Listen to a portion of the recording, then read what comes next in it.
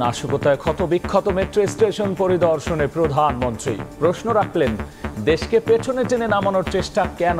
বিচারের ভার দিলেন দেশবাসীর ওপর। আজকে যে ভয়াবহ ধ্বংসের চিত্র দেখলাম, এটা বিশ্বাস হতে চায় না যে এদেশে মানুষেরা করতে পারে, কিন্তু সেই কাজই করেছে। এই মেট্রো রেলে কি আমি চড়বো? শুধু আমরা সরকার চড়বে? শুধু আমাদের মন্ত্রীরা চড়বে? না সাধারণ জনগণ চড়বে? সেটা আমার প্রশ্ন। যেই কষ্ট আমি লাঘব করতে চেয়েছি, এই কষ্ট আবার যারা সৃষ্টি করলো, তাদের বিরুদ্ধে আপনাদেরই রুখে দাঁড়াতে হবে। দেখছিলেন প্রধান শিরোনাম। রাতের সময় সঙ্গে আছি আমি গোলাম রাব্বি। এবার অন্যান্য শীর্ষ সংবাদ। বিএনপি আওয়ামী লীগ আইনজীবীদের পাল্টাপাল্টি সংবাদ সম্মেলন। সহিংসতা ঘিরে ঢালাও গ্রেফতার চলছে, দাবি খোকনের। ভিডিও ফুটেজ দেখেই নেওয়া হচ্ছে ব্যবস্থা, পাল্টা জবাব। ৮ জুলাই থেকে ১ আগস্ট এইচএসসি পরীক্ষা স্থগিত, আলোচনা করে দেওয়া হবে নতুন সূচি। পরিস্থিতি স্বাভাবিক হলে পর্যায়ক্রমে খুলবে স্কুল কলেজ, জানালেন মন্ত্রী। কারফিউ আর নেটওয়ার্ক বন্ধ থাকায় পোশাক খাতে ক্ষতি ১০,০০০ কোটি টাকারও বেশি, বলছে বিজিএমইএ। এক সপ্তাহ পর খুলল শপিং মল, ক্রেতা না থাকায় নেই বেচা কেনা। ঝুলে আছে মালয়েশিয়া যেতে ব্যর্থ ১৭,০০০ বাংলাদেশের ভাগ্য। দফায় দফায় বৈঠকে মেলেনি সমাধান। আগস্টে জয়েন্ট ওয়ার্কিং কমিটির বৈঠকে আলোচনার আশ্বাস প্রতিমন্ত্রীর। এবং সাগরের ভয়াল আগ্রাসনে কক্সবাজার উপকূলে তীব্র ভাঙন, উপড়ে গেছে ঝাউবিথির ৫ শতাধিক গাছ। হুমকির মুখে ক্রিকেট স্টেডিয়াম, ব্যবস্থার আশ্বাস হুইপের।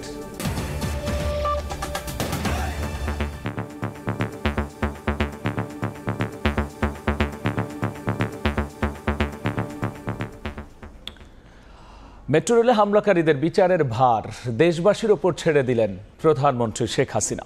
তিনি প্রশ্ন রেখেছেন, উন্নয়নের পথে চলতে থাকা দেশকে টেনে নামানোর চেষ্টা কেন? সকালে নাশকতাকারীদের হামলায় ক্ষতিগ্রস্ত মেট্রো রেলের মিরপুর ১০ নম্বর স্টেশন পরিদর্শন করেন সরকার প্রধান। এ সময় বলেছেন, ধৈর্য ধরার অনুরোধের পরেও কেন শিক্ষার্থীরা তা কানে নেয়নি সেটিও বিবেচনা করতে হবে দেশবাসীকে। হলো প্রধানমন্ত্রীকে নতুন কোনো সৃষ্টিতে নয়, আসতে হয়েছে ধ্বংসের নমুনা দেখতে। সকাল ৯টার পর মিরপুর ১০ মেট্রো স্টেশনের বিভিন্ন দিক পরিদর্শন করেন সরকার প্রধান। ডিএমটিসিএল কর্তৃপক্ষের কর্মকর্তাদের সঙ্গে নিয়ে ঘুরে ঘুরে দেখেছেন ক্ষতচিহ্ন নিয়ে কিভাবে দাঁড়িয়ে স্বপ্নের এই পরিবহন ব্যবস্থা। চূর্ণবিচূর্ণ যন্ত্রাংশ আর অসংখ্য কাঁচের টুকরোর উপরে হেঁটে উপস্থিত গণমাধ্যমে কথা বলতে গিয়ে আবেগতাড়িত হয়ে পড়েন সরকার প্রধান। ভয়াবহ ধ্বংসের চিত্র দেখলাম, এটা বিশ্বাস হতে চায় না যে এদেশে মানুষেরা করতে পারে, কিন্তু সেই কাজই করেছে। তার প্রশ্ন, মানুষের উপকার করা, সমাজকে এগিয়ে রাখা উদ্যোগগুলোর উপর কিসের এত ক্ষোভ? এই মেট্রো রেলের উপর এত আক্রমণ কেন, এটাই আমার প্রশ্ন।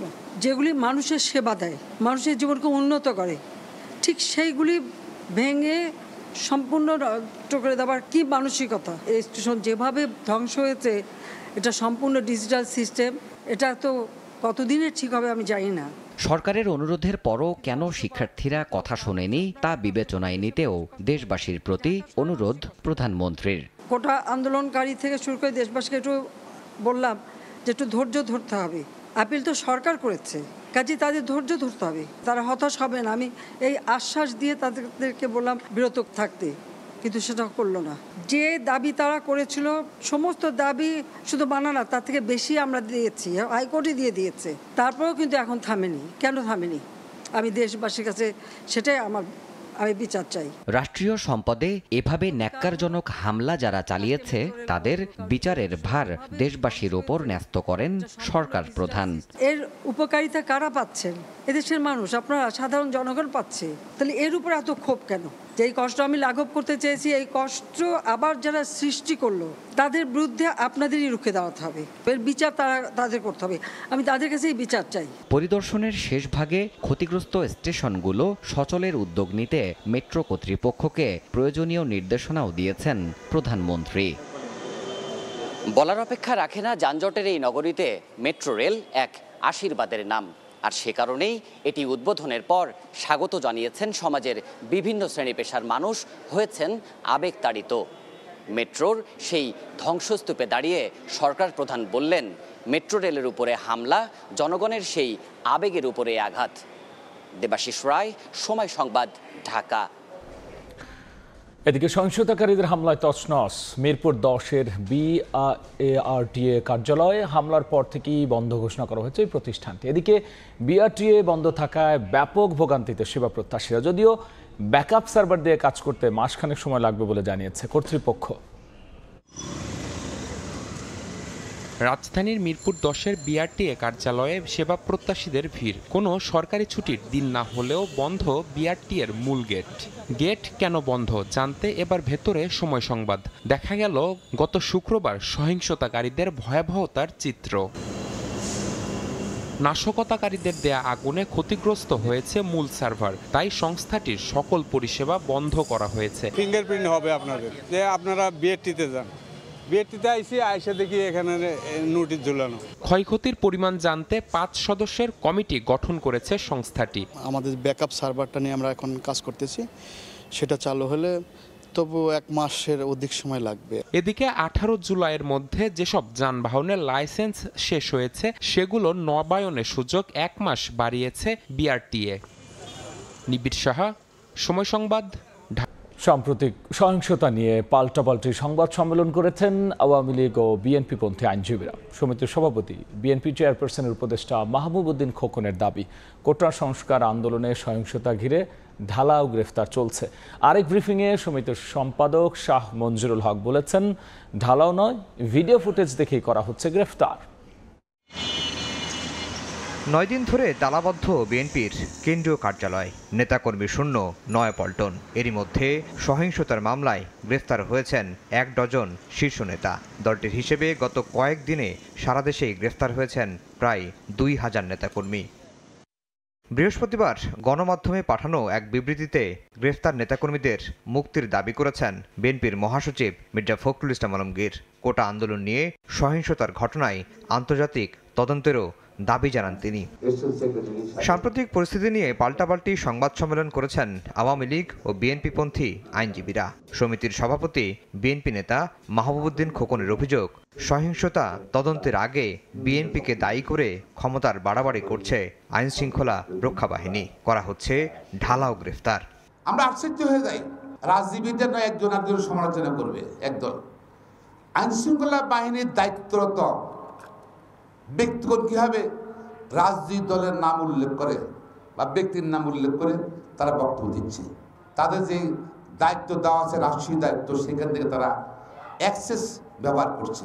একই স্থানে সংবাদ সম্মেলন করেছে সুপ্রিম কোর্ট আইনজীবী সমিতির সম্পাদক সহ নির্বাচিত সদস্যরা। এ সময় শাহ মঞ্জুরুল হক জানান, ঢালাও নয়, সহিংসতার ভিডিও ফুটেজ দেখেই করা হচ্ছে গ্রেফতার। যারা দোষী এবং যারা এই সমস্ত হত্যাযজ্ঞ, এই সমস্ত ধ্বংসযজ্ঞ, এই সমস্ত অগ্নিকাণ্ডের সাথে জড়িত, আমরা বারের পক্ষ থেকে সবার বিচার দাবি করি।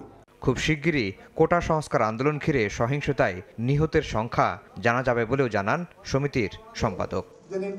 আফজাল হোসেন, সময় সংবাদ, ঢাকা। 28, 29, 31 জুলাই এবং 1 আগস্টের এইচএসসি ও সমমানের পরীক্ষা স্থগিত করেছে বাংলাদেশ আন্তঃশিক্ষা বোর্ড। দুপুরে বাংলাদেশ আন্তঃশিক্ষা বোর্ড সমন্বয় কমিটির সমন্বয়ক তপন কুমার সরকার এই তথ্য জানিয়েছেন। বলেছেন, সাম্প্রতিক সহিংসতার কারণে শিক্ষার্থীদের নিরাপত্তা বিবেচনায় 2024 সালের এইচএসসি ও সমমানের পরীক্ষাগুলো স্থগিত করা হলো। স্থগিত হওয়া পরীক্ষার সময়সূচি পরে ঘোষণা করা হবে। এদিকে বিকেলে ঢাকা মেডিকেলে আহত শিক্ষার্থীদের দেখতে গিয়ে শিক্ষামন্ত্রী মহিবুল হাসান চৌধুরী বলেছেন, পরিস্থিতি স্বাভাবিক হলে উচ্চ মাধ্যমিক পর্যায়ে বিদ্যালয় খোলার মাধ্যমে পর্যায়ক্রমে সব শিক্ষা প্রতিষ্ঠান খুলে দেওয়া হবে।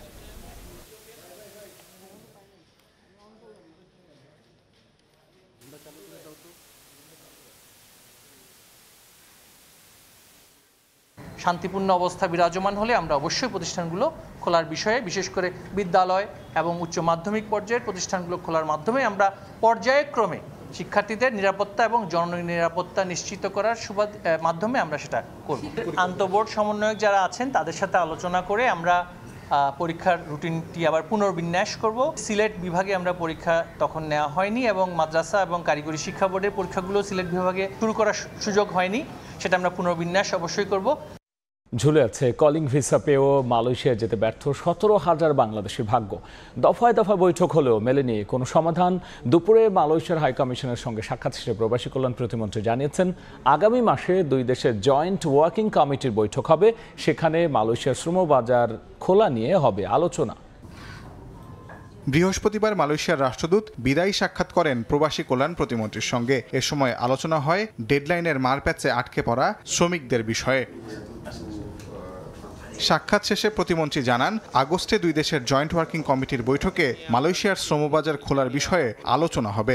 এটা নিয়ে মালয়েশিয়ান গভর্নমেন্টের কাছে আমরা চিঠি লিখেছি, সেটা নিয়ে আলাপ হয়েছে, সেটাও উনি দেখবে। খোলার ব্যাপারে আমাদের জয়েন্ট ওয়ার্কিং গ্রুপের মিটিং আছে আগামী মাসে, সেই মাসে আর ইনশাল্লাহ এগুলা হয়ে যাবে। মালয়েশিয়া যেতে না পারা শ্রমিকদের মধ্যে 70% অর্থ ফেরত দেওয়া হয়েছে বলেও জানান প্রতিমন্ত্রী। যে যত দিয়েছে সে তত পাওয়ার পরে সে এগ্রিমেন্টে সাইন করবে যে আমি টাকা পেয়েছি, তারপরে গিয়া ওনারা আমাদের কাছে লিস্ট সাবমিট করবে, এরপরে ওদের সাথে নতুবা রিক্রুটিং এজেন্টের বিরুদ্ধে আমরা আইনানুগ ব্যবস্থা যেটা বলেছি সেটা নিব। এদিকে চলমান পরিস্থিতিতে মধ্যপ্রাচ্যের কয়েকটি দেশে সহিংসতার পক্ষে সমাবেশ করে আটক হওয়া প্রবাসীদের জন্য সরকারের সহানুভূতি নেই বলেও স্পষ্ট করেন প্রবাসী কল্যাণ প্রতিমন্ত্রী। আমাদের কোনো কিছু করণীয় নেই, যারা অমান্য করবে তারা শাস্তি ভোগ করবে। তাজওয়ার মাহমুদ, সময় সংবাদ, ঢাকা। মালদ্বীপে চলমান ধরপাকড় অভিযানের কারণে কর্মহীন হয়ে পড়েছেন অসংখ্য প্রবাসী। কেউ কেউ আবার কাজ পেলেও পাচ্ছেন না ভালো বেতন। তবে অভিবাসীদের স্বার্থ রক্ষায় সোচ্চার হয়ে উঠেছে দেশটির সরকার। জরিমানার মুখোমুখি করতে যাচ্ছে অনিয়মকারী নিয়োগকর্তাদের। মালদ্বীপ থেকে খন্দকার ওমর ফারুকের তথ্য ও ছবিতে দেখব বিস্তারিত। দেশের মায়া ত্যাগ করে আপনজনের মুখে হাসি ফোটানোর জন্য অনেকেই পাড়ি জমিয়েছেন মালদ্বীপে। বিপুল অঙ্কের টাকা খরচ করে দেশটিতে গেলেও অভিবাসী বিরোধী অভিযানের কারণে বিপাকে পড়েছেন অনেক অভিবাসী, হয়ে পড়েছেন কর্মহীন। অনেকে কাজ করতে পারলেও পাচ্ছেন না ভালো বেতন। এতে চরম মানবেতর দিন পার করছেন প্রবাসীরা। এ অবস্থায় অভিবাসীদের সঠিক বেতন নিশ্চিত করতে উদ্যোগ নিয়েছে মালদ্বীপ সরকার। বুধবার দেশটির সংসদ অধিবেশনে প্রস্তাবিত কর্মসংস্থান আইনে বেশ কিছু পরিবর্তন আনা হয়। বেতন আটকে রাখা, যে কাজে নিয়োগ পেয়েছে তার পরিবর্তে অন্য কাজ করানো এবং অবৈধ কাজ করতে বাধ্য করা হলে জরিমানার বিধান রাখা হয়েছে আইনটিতে। মালদ্বীপ সরকারের নতুন উদ্যোগ হচ্ছে, আপনি যদি কমপ্লেন করেন, আপনার কমপ্লেন যদি বৈধ হয়ে থাকে তাহলে আপনার কোম্পানি মালদ্বীপিয়ান রুপিয়া 50,000 রুপিয়া জরিমানা দিতে হবে, প্লাস তার যে লাইসেন্স আছে সেটার উপর অ্যাপেড আসবে। তো আমি মনে করি এখানে যারা আছেন সবাই ভালো কোম্পানিতে কাজ করবেন আর সবাই বৈধ হওয়ার চেষ্টা করবেন। আমাদের প্রবাসীদের জন্য অনেক ভালো কিছু হবে, এটাই আশা করি আর কি। ধন্যবাদ মালদ্বীপের বর্তমান সরকারকে। সাম্প্রতিক সময়ে দেশটির শ্রমবাজার নিয়ন্ত্রণ এবং প্রতিযোগিতাপূর্ণ করে তুলতে এমন উদ্যোগ নিচ্ছেন বলে জানান সংশ্লিষ্টরা। সময় সংবাদ, মালদ্বীপ। সাগরের ভয়াল আগ্রাসনে ভাঙন তীব্র হয়েছে কক্সবাজার উপকূলে। একের পর এক বড় বড় ঢেউয়ের আঘাতে উপড়ে গেছে ঝাউবিথির 5 শতাধিক ঝাউ গাছ। তছনছ বালিয়াড়ির পাড়, রাস্তাঘাট। হুমকির মুখে শেখ কামাল আন্তর্জাতিক ক্রিকেট স্টেডিয়াম, ট্যুরিস্ট পুলিশ কার্যালয় সহ সরকারি বেসরকারি নানা স্থাপনা। মোহাম্মদ ফরাজের ক্যামেরায় দেখব সুজাউদ্দিন রুবেলের রিপোর্ট। সাজ্জাদ হোসেন পেশায় জেটস্কি চালক। উত্তাল থাকায় নামতে পারছেন না সাগরে, তাই হেঁটে হেঁটে দেখছেন ঢেউয়ের ভয়াল আগ্রাসন। সাগর অনেক দূরে ছিল, আজকে 5-6 দিনের সাগর উত্তালের কারণে এই যে মনে করেন গাছের বাগান সহকারে ভেঙে যাচ্ছে। সাগরের ঢেউয়ের তাণ্ডবে উপড়ে পড়ছে একের পর এক ঝাউ গাছ, ভাঙছে বালিয়াড়ির পাড়, তছনছ রাস্তা, ক্ষতিগ্রস্ত হচ্ছে বৈদ্যুতিক তার। স্থানীয় বাসিন্দাদের দাবি, সৈকতের কলাতলি থেকে নাজিরা টেক পর্যন্ত তীব্র হয়েছে ভাঙন। সমুদ্র আগ্রাসন এত বেশি যে জবনগুলো ভেঙে পড়ছে, বালিয়ারকুটগুলো চলে যাচ্ছে, যার কারণে জবনগুলো ভেঙে আমাদের বৈদ্যুতিক তারের উপর পড়ছে। জিও ব্যাগ পার হয়ে ঢেউ এসে আপনার বালির তল থেকে সরে যে আপনার গাছ ভেঙে যায়। স্টেডিয়ামের একদম কাছাকাছি এখন চলে যাচ্ছে। সৈকত পাড়ে রয়েছে সরকারি বেসরকারি নানা স্থাপনা, যার মধ্যে হুমকির মুখে শেখ কামাল আন্তর্জাতিক ক্রিকেট স্টেডিয়াম, ট্যুরিস্ট পুলিশ কার্যালয়। আমাদের লাবণী বিচ পয়েন্ট থেকে নাজিরা টেক পয়েন্ট পর্যন্ত প্রায় 5 কিলোমিটারের মধ্যে 3.5 কিলোমিটারেই ক্ষতিগ্রস্ত হয়েছে এবছর।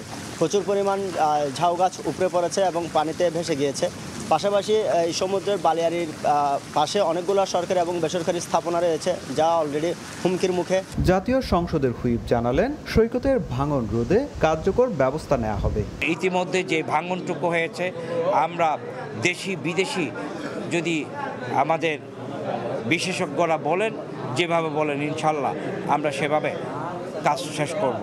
সৈকত পাড়ের ব্যবসায়ীরা জানান, গত কয়েক বছর ধরে কলাতলি থেকে নাজিরা টেক পর্যন্ত প্রায় 3 কিলোমিটার এলাকায় ভাঙন অব্যাহত রয়েছে। প্রতি বছরই বর্ষা মৌসুমে ঢেউয়ের আগ্রাসনে ভাঙছে উপকূল। জিও ব্যাগ ফেলেও রক্ষা করা যাচ্ছে না, তাই টেকসই বাঁধ নির্মাণের দাবি স্থানীয় বাসিন্দাদের। সুজাউদ্দিন রুবেল, সময় সংবাদ, কক্সবাজার। ব্যান্ডল মাইলসের শাফিন আহমেদের মৃত্যুতে সঙ্গীতাঙ্গনে নেমে এসেছে শোকের ছায়া। মরদেহ দেশে আনতে যুক্তরাষ্ট্র যাচ্ছেন বড় ভাই হামিন আহমেদ। তার মৃত্যুতে শোক জানিয়েছেন প্রধানমন্ত্রী শেখ হাসিনা।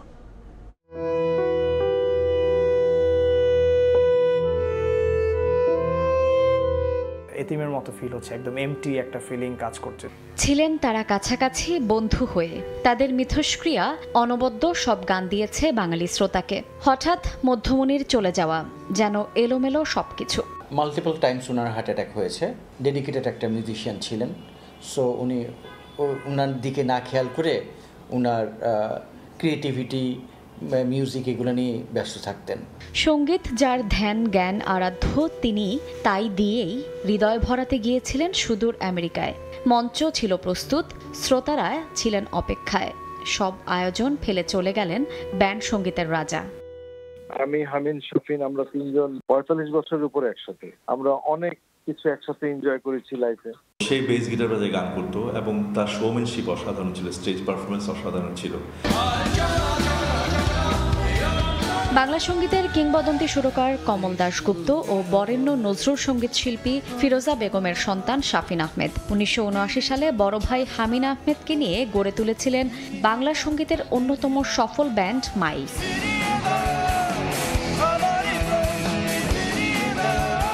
স্বজনরা জানিয়েছেন, কনসার্টে যোগ দিতে যুক্তরাষ্ট্রের ভার্জিনিয়ায় গিয়েছিলেন শাফিন আহমেদ।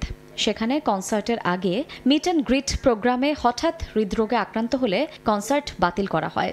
2 দিন আইসিইউতে থাকার পর তার কিডনি ফেইলিওর হলে মারা যান তিনি।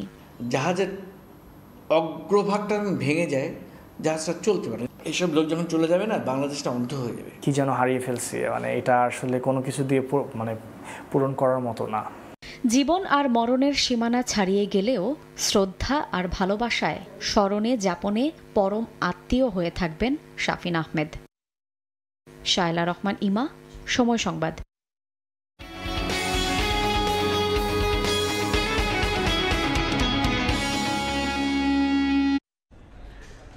কারফিউ আর কয়েকদিন ইন্টারনেট বন্ধ থাকায় কয়েক হাজার কোটি টাকা ক্ষতির মুখে পড়েছে দেশের তৈরি পোশাক খাত। মঙ্গল বুধবার থেকে দেশের সব পোশাক কারখানায় উৎপাদন শুরু হলেও রফতানির ক্ষতি কাটাতে বিদেশি ক্রেতাদের সিদ্ধান্তের অপেক্ষায় আছেন গার্মেন্টস মালিকরা। সাক্ষর ক্যামেরায় কমলদের রিপোর্ট। সারা দেশে কোটা সংস্কার আন্দোলনকে ঘিরে সহিংসতা, পরবর্তীতে কারফিউ এবং ইন্টারনেট বন্ধ করে দেওয়ার ফলে হাজার হাজার কোটি টাকা ক্ষতির মুখে পড়েছে দেশের গার্মেন্টস শিল্প। গার্মেন্টস শিল্পের উৎপাদন যেমন শূন্যের কোটায় নেমে এসেছিল, ঠিক তেমনি আগে প্রস্তুতকৃত পোশাক পাঠাতে পারেনি বিদেশি বায়ারদের কাছে। আর তাই দফায় দফায় বৈঠক করে যাচ্ছে সরকারের শীর্ষ পর্যায়ের সাথে গার্মেন্টস মালিকেরা। 2-1 দিনের মধ্যে আমরা বুঝতে পারবো কোন কোন ফ্যাক্টরি কি পরিমাণ এই ডিলের জন্য ডিসকাউন্ট খাচ্ছে অথবা ক্যান্সেলেশন আর এয়ার শিপমেন্ট যাচ্ছে। তবে ধীরে ধীরে রপ্তানি কার্যক্রম শুরু হচ্ছে বলে জানিয়েছেন বিজিএমইএ।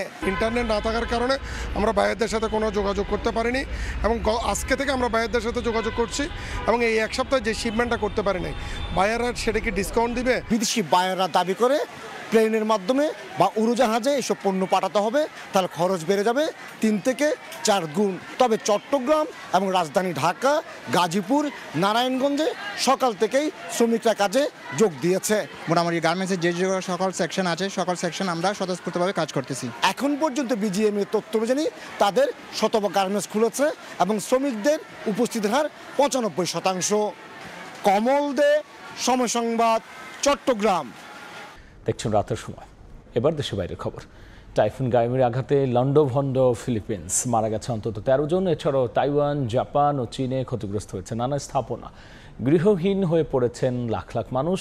টাইফুনের প্রভাবে বিভিন্ন দেশে দেখা দিয়েছে বন্যা, ডুবে গেছে রাস্তাঘাট, ক্ষতিগ্রস্ত হয়েছে গুরুত্বপূর্ণ বিভিন্ন স্থাপনা। বিদ্যুৎ ব্যবস্থা ক্ষতিগ্রস্ত হলো, এর মধ্যেই বেশ কয়েকটি পাওয়ার প্ল্যান্ট সচল করা হয়েছে। অন্যদিকে ভারী বৃষ্টি ও বন্যায় বিপর্যস্ত হয়ে পড়েছে ভারতের বেশ কয়েকটি রাজ্য। মহারাষ্ট্রের পুনে তলিয়ে আছে পানিতে, বিদ্যুৎস্পৃষ্ট হয়ে কয়েকজনের মৃত্যু হয়েছে। এছাড়াও পুনে কোড়াল সড়কে ভূমিধসে একজনের মৃত্যু হয়েছে। এছাড়াও বন্যা দেখা দিয়েছে গুজরাট, হিমাচল প্রদেশেও।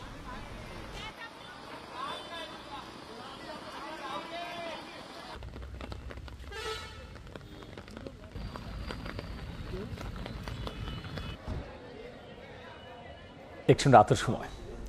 নারী এশিয়া কাপের খবর। দ্বিতীয়বারের মতো মহাদেশীয় শ্রেষ্ঠত্বের ফাইনালের হাতছানি টাইগ্রেসদের। এশিয়া কাপের প্রথম সেমিফাইনালে বাংলাদেশের প্রতিপক্ষ টুর্নামেন্টের সবচাইতে সফল দল ভারত। সাম্প্রতিক ব্যাটিং ব্যর্থতা কাটিয়ে সবশেষ 2 ম্যাচে রানে ফিরেছেন টাইগ্রেস ব্যাটাররা। এই ম্যাচে তাই বাড়তি দায়িত্ব নিতে হবে মুর্শিদা জ্যোতিদের। ডাম্বুলার রানগিরি স্টেডিয়ামে ম্যাচটি শুরু শুক্রবার দুপুর 2:30টায়। সেমিফাইনালেই ফাইনালের রোমাঞ্চ, লড়াইয়ে উত্তেজনার রেণু। প্রতিপক্ষ যখন ভারত, তখন বিনা যুদ্ধে নাহি দেবে সোচাগ্রমে তিনি। এশিয়া কাপে এ নিয়ে তৃতীয়বার সেমির মঞ্চে, তবে ফাইনালের গেরো খুলেছিল কেবল ওই 2018তেই। সেবার এই ভারতকে হারিয়ে গড়েছিল ইতিহাস। জ্যোতিদের এবার তাই পুনরাবৃত্তির হাতছানি। সাম্প্রতিক সময়ে বোলিংটা ঠিকঠাক, ব্যাটিংয়েই যত গুবলেট। তবে স্বস্তির খবর, নিজেদের সবশেষ 2 ম্যাচে রান পেয়েছে টাইগ্রেস টপ অর্ডার। আগের ম্যাচেই তো মালয়েশিয়ার বিপক্ষে গড়েছে নিজেদের টি-20 ইতিহাসের দ্বিতীয় সর্বোচ্চ রানের কীর্তি। ব্যাক টু ব্যাক 50তে মুর্শিদা এখন টপ রান গেটারের 3-এ। নিগার তো প্রায় প্রতি ম্যাচেই ছড়াচ্ছেন তার জ্যোতির ছোঁয়া। বিগ ম্যাচে বিগ স্কোরে তাদের ওপরই থাকবে বাড়তি দৃষ্টি।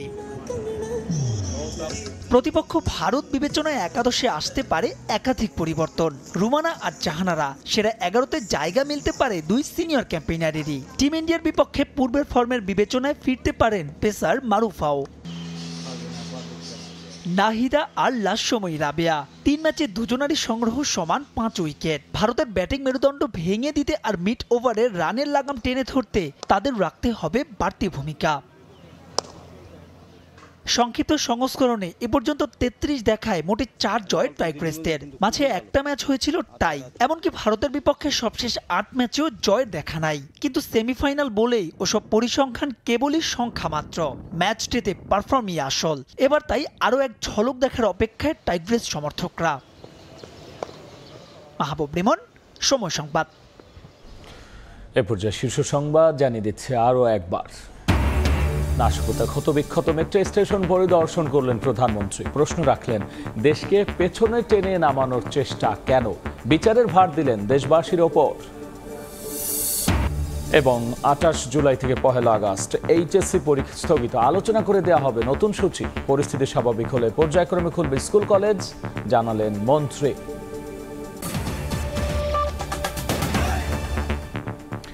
এই ছিল রাতের সময়। এরপর দেখবেন সম্পাদকীয়। সঙ্গেই থাকুন সময়।